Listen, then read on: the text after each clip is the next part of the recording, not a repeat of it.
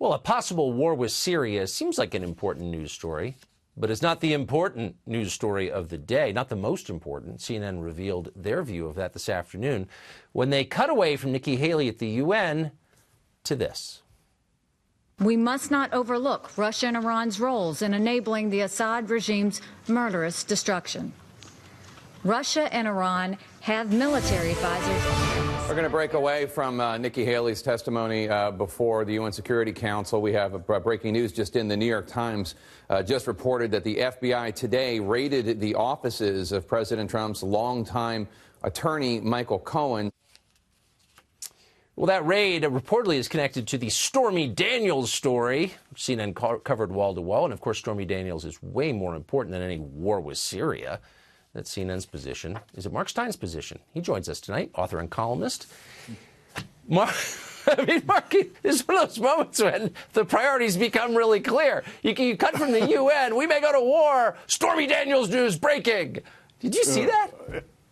Yeah, I saw this new film, Chappaquiddick, over the weekend, and after Ted Kennedy has his car accident, his dad, Joe Kennedy, calls in all the old Kennedy fixers, and they're thrilled because Chappaquiddick happened at the time that man was about to set foot on the moon. Yes. And so they thought, oh, this is great. If man sets foot on the moon for the first time ever, this will bury Ted's car accident and we'll be okay. You can bet that if man set foot on the moon for the first time and they raided Trump's lawyer's office, that Trump's lawyer's office would absolutely crush one giant step for mankind, would bury it. It would be on the foot of page 37, and no one would ever know man had landed on the moon. That's the priorities over at CNN. Not if you had Stormy Daniels pictures to accompany it. So what did you make? I know.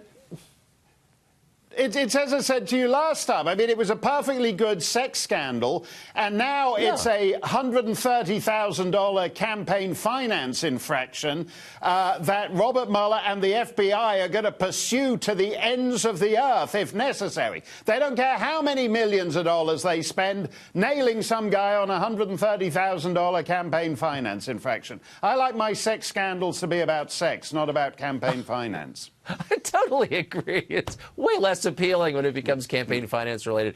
All right, so I know you follow news from the UK. The mayor of London, Sadiq Khan, is now, not making this up, vowing a crackdown on knives, cutting implements, following a crime wave there. He said, and I'm quoting, "There's never a reason to carry a knife," in vowing to punish all who do. Meanwhile, in New York, in related news, Bill de Blasio aide Regan Stevens was arrested after she was caught with an illegal handgun in her car. What do these add up to other than, like, the end of Western civilization?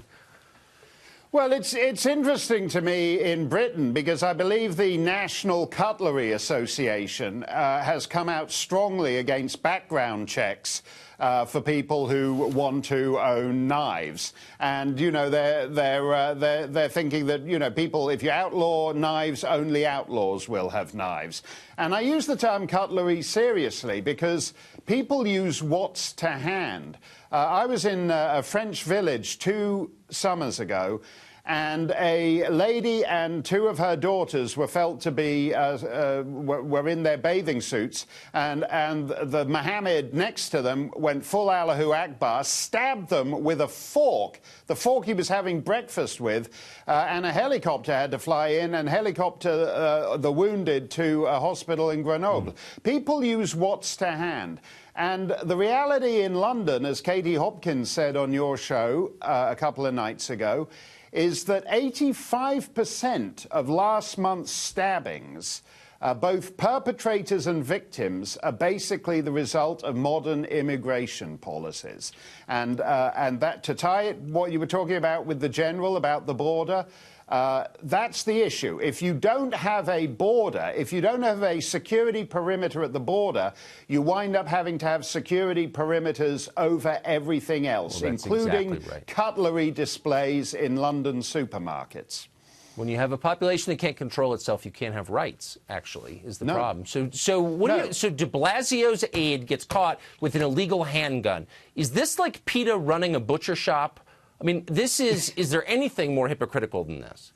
Yeah, because basically this is his advisor on criminal justice matters, and she's in a car that's filled with marijuana smoke with a handgun on which all the identifying marks have been rubbed off. And I think this gets to a point that we come back to time and again, that increasingly we live in a land where the laws don't apply to certain people. You know, he'll pull some strings, she'll skate, and if you're connected, if you're part of a governor's or a mayor's detail, you'll be fine. If you work for someone important, you're fine. And if you're just some guy living in some subdivision, you don't need a gun, you don't need nothing.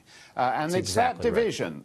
Right. It's that division. America's that is getting a class this. system. No, I know. Yep. It's awful. Latin American style. That's totally Thanks, true. Tucker. And an economy to match. Right. Wish we had more time.